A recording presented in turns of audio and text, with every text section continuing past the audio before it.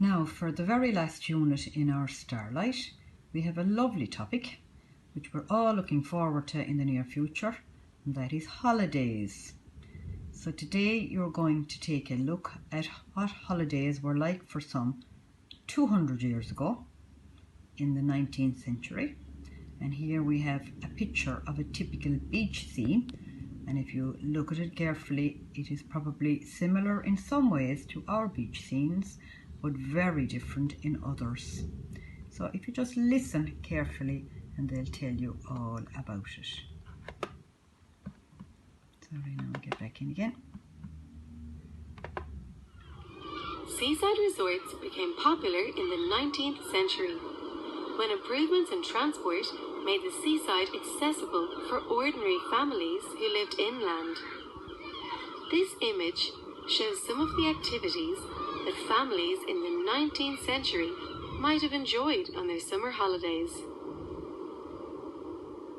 Paddling and swimming are seaside activities that will never go out of fashion, but in the 1800s, people took a slightly different approach to them. These brightly coloured bathing huts were a common sight on British beaches. These huts carried people out to sea so they could enter the water in private. People didn't just treat swimming as a pleasant pastime either. Back then, it was believed that swimming in icy water was good for your health. These people are wearing the most fashionable swimwear of the day. It has certainly changed a lot since then. What differences can you identify? Donkey rides began as a way for local people to put their animals to work, so they could make some money from holidaymakers. Donkey and horse rides can still be enjoyed on some beaches today. Have you ever seen a Punch and Judy show? In the days before the invention of television, puppet shows were a hugely popular form of entertainment. Seaside resorts provided a new audience for puppeteers, as children gathered on the beach to watch the funny stories acted out by these small carved wooden puppets. The puppeteers tucked away inside this red booth.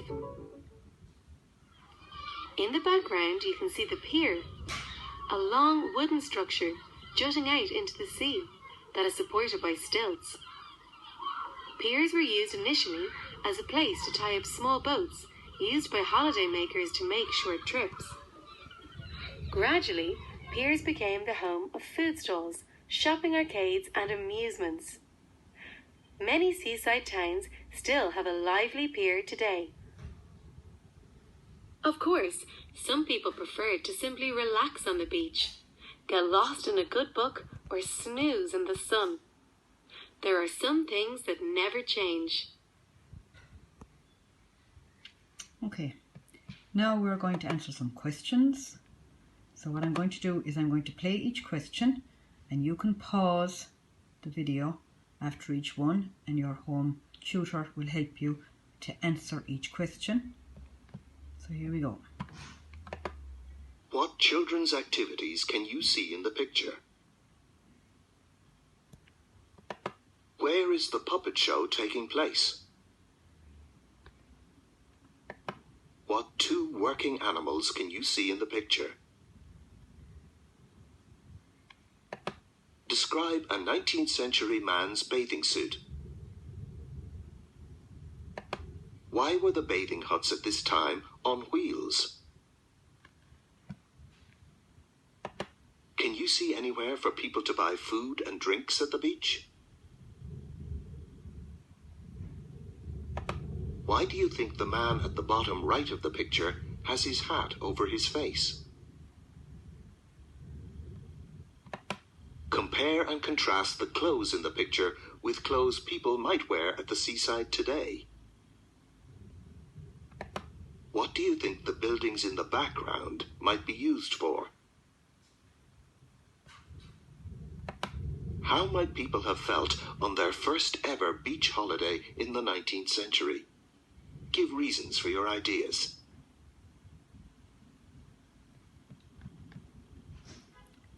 Now, if you've discussed the answers to all those questions, we'll move on to the last part of our lesson, and I want you to listen to this poem.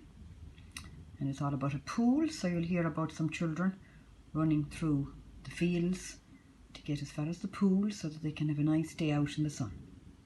So listen to the nice language used and how the whole imagery is got across. The Pool by Andrew Fuzek Peters. We wade through corn like tigers on fire and run the obstacle course of barbed wire, to follow the stream in a winding dream until in a corner, scooped like ice cream, under the alders a hidden pool, I trail my fingers in the willowy cool. The grass is bullied and nettles beaten, blankets laid for food to be eaten. We leap like salmon, 1, 2, 3, dive bombers of this inland sea. Hit the water, bodies froze. Suddenly trout are tickling toes. The oak is a mast in the ship of shade. Cows drift through the glassy glade, heads bent like old men reading the news, as beyond the hills hold distant views. Under the beaming fat lady sun,